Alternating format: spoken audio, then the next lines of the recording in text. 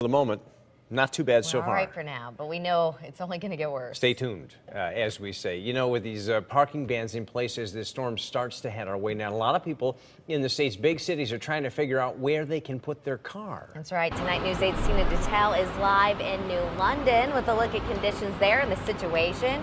How are things, Tina?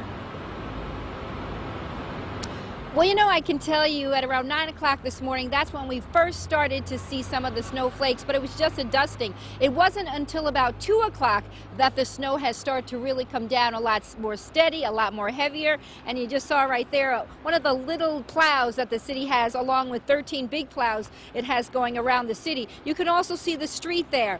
The snow is actually starting to accumulate, so it is going to get worse as it gets later. And with that wind chill, this is really going to be a tough one. Now, to tackle this blizzard 2015, the city has 13 plows ready to go and will be using contractors after the storm for what is expected to be a huge cleanup. That's private contractors, I should say. Now, the mayor says an emergency shelter is going to be open tonight at the Martin Center. That's right next to the courthouse on Bank Street. So if people lose power or need a place to go to keep warm, that is one of the places to go.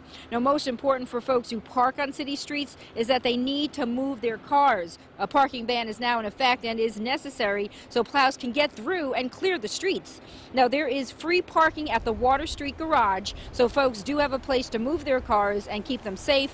One big complaint with the blizzard 2 years ago was that snow was pushed by plows back into freshly cleared driveways. You know, with so much snow, in some cases, that is certainly hard to avoid.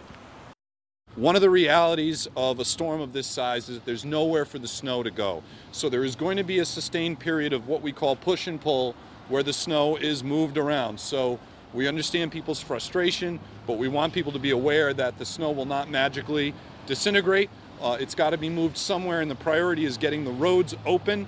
But obviously we're going to do all we can not to plow people in, not to plow cars in.